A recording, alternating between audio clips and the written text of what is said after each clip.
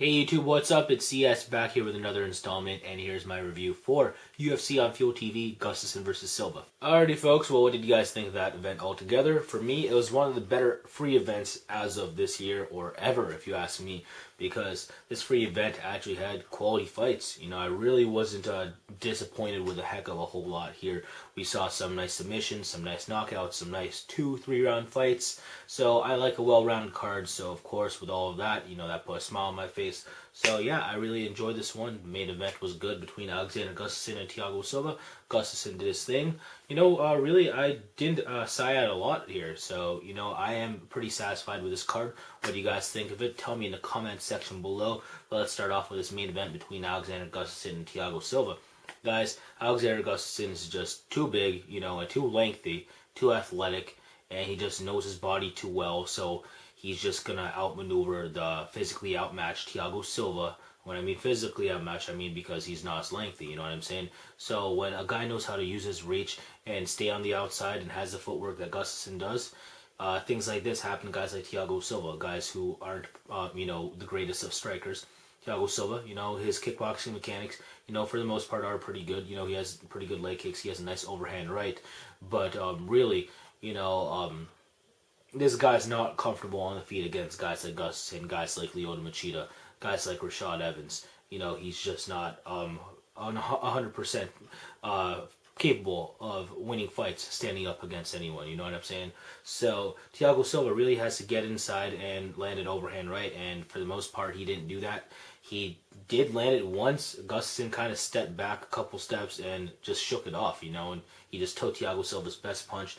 After watching that, I'm like, yo, Thiago Silva has no chance because the guy had no intention of getting to the ground. So yeah, that was Alexander Gustafsson all day. Better footwork, just flashing the jab in his face, countering when he needed to. He rocked Thiago Silva a couple times. No, he dropped him in the first round. And I thought if he was going to go Lyoto Machida on him and just drop a straight punch, Silva would have been out. Gustafsson kind of swung on him, and I'm like, great. I was kind of hoping for it to be over there because, I wanted my pick to be right, of course. But it doesn't matter. Gustafsson did not disappoint me come the other two rounds. So, yeah, nice win for Gustafsson. What's next for him? Really, I don't know. Skill set wise, I still think he beats, other light heavyweights in the world except for John Jones.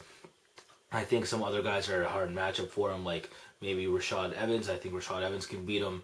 But I don't think this guy struggles with Dan Henderson. I don't think he struggles with Phil Davis nowadays. Lyoto Machida would be a tough fight. Who knows? I just think the sky's the limit for this kid in terms of being the second best in the division as long as John Jones is around. So, yeah, I expect big things for Alexander Gustafsson. I think he should face maybe a Ryan Bader next, someone who can test out his takedown defense, again, legitimately, and I think Ryan Bader will be that guy. It's not like you can pair him up against Phil Davis nowadays because they train together. So, yeah, and Phil Davis is coming off a loss as well. So, yeah, Gustafsson's kind of on the way up. I think Bader's back on the way up. I think that would be a nice match to make. As for Thiago Silva, he has good skills himself. Definitely a gatekeeper in this division skill set wise. I think he might be, a 12 to 15 guy. So why don't you put him up with another 12 to 15 guy? I think him versus Vladimir Matyushenko would be a good matchup. But there it is for my 2 cents on the fighters in the main event and what I think about the main event itself. Again, solid job from Alexander Gustafsson. Alright folks, now let's move on to that co-main event middleweight matchup between Alessio Sakara and Brian Stann. And guys, for me, this was another matchup of generic middleweight strikers going at it. There's quite a few of them. There has been quite a few of them over the years. We have, Brian Stann and Alessio Sakara here, Chris Lieben, Alan Belcher, Costa Philippou. Generic strikers in this division for me is like generic wrestlers in welterweight. You know what I'm saying? And a few of them aren't just going to get anywhere. And for me, those are these guys right here. Brian Stann and Alessio Sakara really don't have top 10 skill if you ask me. Brian Stann has kind of been overrated over the course of the past year, with that big win over Chris Lieben. And of course, knocking out George Santiago, who's always been overrated. So really, I'm like, yo, is Brian Stann really a top 10 middleweight? I don't think top 10 middleweights go out there and get submitted by Chael Sonnen in less than a round. You know what I'm saying? So really not feeling the Brian Stann hype train whatsoever, but definitely not feeling Alessio Sakara whatsoever. Guy's a nice guy, but he's just not a good fighter. Pretty technically sound as a boxer, but he's just afraid to pull the trigger because he's afraid to get hit. You know what I'm saying? Like, he technically has pretty good, head movement and all that. And he's harder to hit than most guys, if you ask me. But, it was only a matter of time before, Brian Stann was going to land some on him, because he wasn't going to go 3 rounds without getting hit, you know what I'm saying? And he was just being too complacent while the fight was on the feet.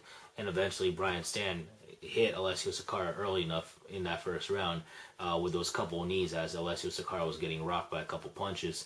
So Sakara got rocked by them knees. He dropped. He pulled guard. I'm like, okay, Sakara's going to recover. I still picked Brian Stann to win. Don't get me wrong. But, I thought that Brian Stann is not a guy to knock someone out from within guard.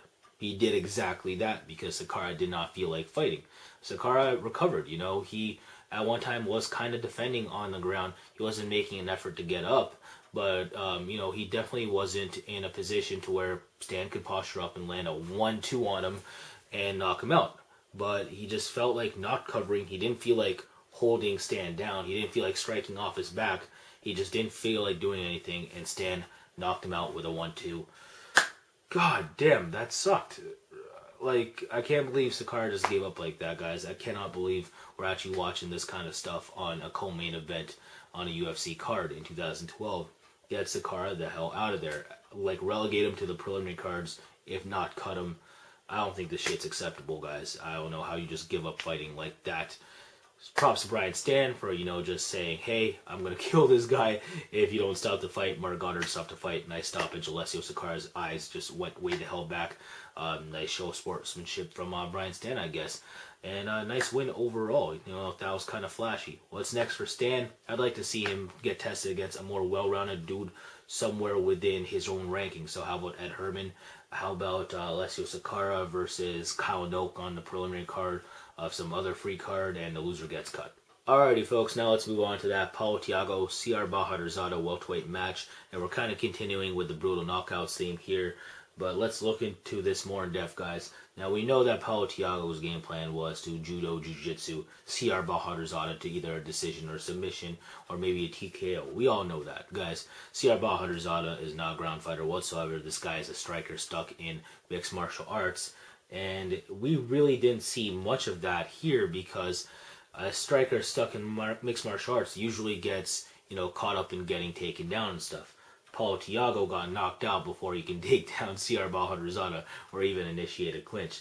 CR knew exactly what he was doing, basically, He knew that Paulo Thiago didn't have a double leg, so he wasn't going to throw a knee or some shit like that. He knew that if Paulo Thiago would win this fight, he'd do it via, hey, this guy's going to come straight at me, and he's probably going to initiate some sort of judo throw from within the clinch or some shit like that, or some sort of trip takedown. So CR saw his head charging right at him like an Aroldis Chapman fastball. Paulo Thiago did not want to see on the outside whatsoever, but it's all good. CR Bahadurzada, baby hook, puts Paulo Thiago down, lights out. Paulo Thiago didn't even stanky leg. He just kind of fell face first on the mat. That's how brutal that shit was. So really nice win for CR Bahadurzada. What a way to do it in his UFC debut against a very decent welterweight in Paulo Thiago. A very good welterweight in my opinion. Nice skill set. So for a guy like CR to beat someone like Paulo Thiago, relatively well-rounded, I think that's a good look. What's next for CR Bahadurzada? I'd like to see him face Thiago Alves after he's done with Yoshihiro Akiyama. I think that'd be a good fight. As for Paulo Thiago, I don't know. They definitely shouldn't cut him for this if y'all are thinking that. Paulo Thiago is a very good welterweight, and I think he'll be back on track. We'll see. Alrighty, folks, now let's move on to that Dennis Siver, Diego Nunez featherweight bout. And Diego Nunez, I thought he was going to go in there, look relatively aggressive. I thought that his camp change would give him a new attitude of urgency. No, not at all. Guys, Dennis Siver really doesn't have a counter for aggressiveness. We've seen it against Ross Pearson, Melvin Gillard, Donald Cerrone. Once you kind of get aggressive on him, he kind of freaks. He likes to be in the zone where he's kind of spinning, back kicking away at you or side kicking away at you. And if you come in, he'll counter with his little T-Rex arms. Usually that's Dennis Siver MMA. Diego Nunez chose to fight that fight against him, and he got beat because of it. Dennis Siver beating him to the kick. I thought that he was doing a decent job with his combinations. I thought he was controlling the center of the octagon really well. So yeah, I gave this to Dennis Siver 3 rounds to none. So yeah, solid win for Dennis Siver. What's next for him? I don't know, maybe the winner of Mark Hominick, Eddie Agin, which will be Mark Hominick, so I think that would be a good fight for Dennis Siver. As for Diego Nunez, maybe the loser of Korean Zombie Poirier. Who knows? But again, nice win for Dennis Siver for his featherweight debut, and I really believe, again, that Diego Nunez could have won this fight if he felt like fighting and not sparring. Whatever. But now let's move on to that DeMarcus Johnson-John McGuire welterweight matchup. And in my opinion, the bout was most likely going to go to the ground because I thought that Marcus Johnson's ability to keep it on the feet was not as good as John McGuire's ability to keep it to get to the ground. Of course, John McGuire did that a couple times, and when on the ground, he showed he was the better submission grappler there. Marcus Johnson, he has some submission game himself, kind of flashy, kind of got overzealous with them omoplata attempts, but John McGuire found a little complacency in DeMarcus Johnson's game right there. And DeMarcus Johnson really wasn't defending after the second omoplata attempt in round 2. So John McGuire hung on, rolled over that armbar victory. There it is. Nice win from John McGuire. What's next for him? I don't know. He's a decent welterweight. He kind of has to work on it. Not getting hit. British fighters are brawlers, but at least some of them can throw some leather back. John McGuire's not that dude. This guy is a jiu-jitsu wrestler, so whatever. It's all good. He's still, I still like that skill set in a British fighter because we really don't see that much in the UFC. As for DeMarcus Johnson, I don't know. Maybe him versus someone else in a loser leaves UFC match. They like DeMarcus Johnson because he was an Ultimate Fighter alum, and they don't want to make the show look like shit, so they don't cut those guys as often as some other fighters. So I don't know. We'll see.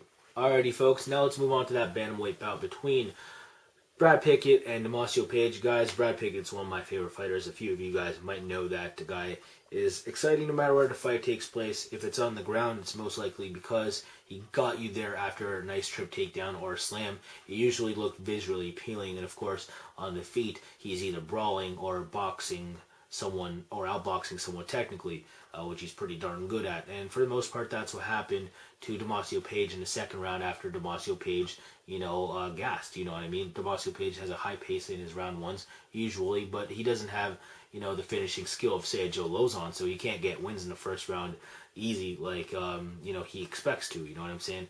But of course, when you go up against, like, Demetrius Johnson, Brian Bowles, and Brad Pickett, you're not finishing those guys in the first round if you're Damacio Page. He just doesn't have enough skill to, although, he's a big guy, he has decent power, and, he keeps a high pace. He's just not good enough to finish one of those guys in the first round, and he's going to gas right after that, and that's why Brad Pickett took advantage. Brad Pickett, showing off his boxing skills in the second round a little bit better with the gassed out, Damacio Page, and of course it wound up on the ground where he submitted Damacio Page with a nice RNC, so a solid win for Brad Pickett.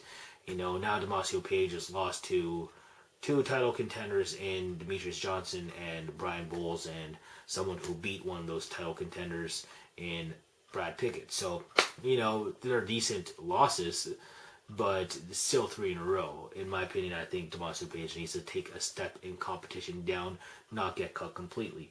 As for Brad Pickett, who knows about him? Maybe him versus Chris Carriasso in the same type of matchup like this one. And, it's going to kick off a main card, and it's just there to, create excitement for, but I still think both those guys are on the way up again, so I'd like to see that fight happen. Alrighty, folks, now let's move to the preliminary card and take a look at it really fast, starting with the welterweight bout between Papia Betty and James Head.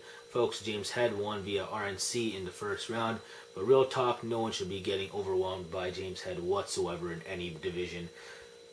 To the point where you lose in the first round, guys, get Papia Betty the hell out of there. Not cool to lose to James Head in the first round. Again, James Head versus John McGuire, make that happen. John McGuire submit his ass. James Head, kind of behaved like a dickhead. After the fight, and I don't know, not feeling that. But let's move on to that light heavyweight bout between Cyril Djibate and Tom DeBlas. Guys, Tom DeBlas wins this fight if he had energy. He showed in the first round, but yeah, Cyril Djibate, got more comfortable as the fight grew on because Tom DeBlas ran out of energy. Guys, Tom DeBlas, wrestler, grappler, not good if you're Cyril Djibate, and luckily for Cyril Djibate, of course, Tom DeBlas ran out of energy. So nice win for Cyril Djibate, majority decision. Now let's move on to the Francis Carmon Magnus Blad fight. Yeah, it took Carmel Wow to start fighting correctly, but he finally did. Nice win for him. RNC over, Magnus Sedenblad, who was really on this card just because he's Swedish. Really doesn't have anything that strikes me as UFC level, if you know what I'm saying. Now let's move on to that lightweight bout between Reza Madadi and Yoslandi Izquierdo. Izquierdo showing, nice striking in the first round after being taken down by the, Greco-Roman national champion. But Reza Madadi got down to the ground in round 2, submitted Yoslandi Izquierdo with that nice guillotine. That was some nice shit right there. So a solid win for Reza Madadi. Now let's move on to that Simeon Thorson, Bassem Youssef welterweight bout. And Simeon Thorson, showed he was kind of better everywhere in my opinion. Bassem Youssef, looked like a pretty good brawler at first, but Simeon Thorson, he can actually strike himself. Plus, he's not as wild, and he has some submission game, real good submission game. Nice rear naked choke by Simeon Thorson. Now let's move on to the bout that actually kicked the evening off. Jason Young versus Eric Wisely. Get Wisely the hell out of there. Nice win for Jason Young, looking well-rounded. But folks, I think that about does it for my UFC on Fuel TV Gustafsson versus Silva review. So I hope you guys enjoyed it, and I hope you guys enjoyed the event as much as I did. And now I'm actually going to reveal my contest winner for this card. Of course, this was the prize. This is Alexander Gustafsson, the Mauler Bad Boy T-shirt. Of course, he had to tell me that he was going to win, and win via unanimous decision in my prediction video, because of course I would ask for the criteria, the result, and the winner. Of course, that's what happened. And you also had to be subscribed.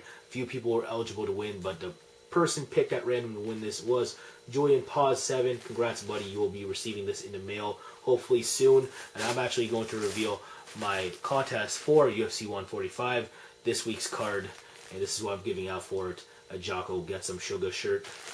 Rashad Evans. I don't know. I think it's pretty sassy. I think it's a cool looking shirt. Nice, great color. So if you want to try and cop it, comment in my prediction video. That should be up in a few hours, hopefully. And I think that about does it. Again, thank you for all the support. Deuces from my supporters, bruises from all my haters, and take care.